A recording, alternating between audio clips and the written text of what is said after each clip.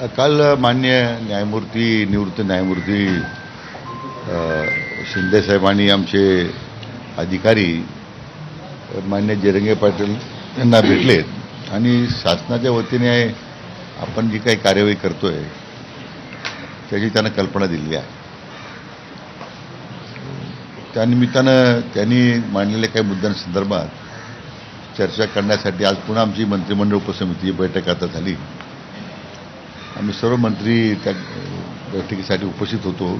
काही मंत्री ऑनलाईन आहेत आणि त्यांच्या मागण्यांच्या संदर्भात पुन्हा एकदा चर्चा झाली. विशेष करून हैदराबाद गॅझेटियर आहे आणि सातारा गॅझेटियर याची अंमलबजावणी लगेच झाली पाहिजे अशी त्यांची मागणी आहे आणि त्यासाठी कुठल्या प्रकारची मुदतवाढ मी देणार नाही अशी त्यांनी भूमिका मांडलेली आहे. या बाबतीत आता विस्ताराने चर्चा झाली. काही कायदेशीर त्रुटी त्याच्यामध्ये आहेत, बाबी तपासून घेतोय आम्ही.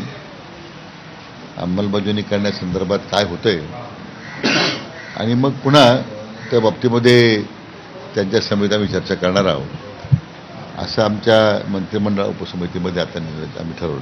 साहेब प्रामुख्याने ह्या दोन गॅजेट संदर्भातच झाली. दोन गॅजेटच्या संदर्भामध्ये तात्काळ अंमलबजावणी करावी ही त्यांची भूमिका काय आहे आणि सरकारला त्यात नेमकी अडचण काय आहे? नाही, अडचणी तशा कारण तो मुद्दा असा आहे की जे काही सॅम्पल्स आपल्याला मिळालेले आहेत, संख्या मिळालेली आहे आपल्याला, नावं नाही आहे. त्याच्या संदर्भात मग कसं पुढे जायचं म्हणून आज आम्ही परत संध्याकाळी 5 वाजता आपल्या राज्याचे ॲडव्होकेट जनरल जे आहेत त्यांच्या समेत परत बैठक आहे. त्यांना मी आता माहिती सांगितली, माहिती पाठवली.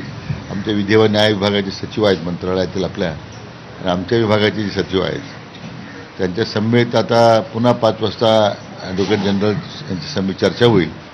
मग याच्यामधला जो कायदेशीर गुंता तयार झालेला आहे त्याच्यावर काय मार्ग निघू शकतो त्यामध्ये चर्चा झाल्याच्या नंतर मग काय समोर आपल्याला पर्याय उपलब्ध आहेत मग पुढे आपल्याला जाणार त्या ठिकाणी पुढं निर्णय घेणं सोपं जाईल. काल समितीच्या सदस्यांनी जयरंगे पाटलांची भेट घेतली होती. आज परत काही अशा पद्धतीची भेट होऊ शकते?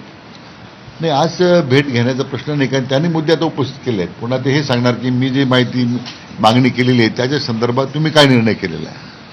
म्हणून मला वाटतं की आता समिती सदस्यांची समेत चर्चा झाली. 5 वाजता ॲडव्होकेट जनरलच्या समेत चर्चा होईल. पुन्हा जर आवश्यकता वाटली तर पुन्हा एकदा समितीची बैठक होईल आणि मग मला वाटतं अंतिम प्रस्ताव तो मान्य जयरंगे पाटलांना देण्यात येईल. आज खरं तर रविवार आहे, सुट्टी आहे. मात्र उद्यापासून खरं तर सगळे कॉलेज असेल, शाळा असेल, त्याचबरोबर कार्यालय देखील आहे ती सुरू होतील. त्यामुळे असं वाटतंय का की पुन्हा मुंबईकरांना मोठ्या त्रासाला सामोरं जावं लागेल? हे माझी मुंबईकरांना विनंती आहे, आपण थोडं आता ह्या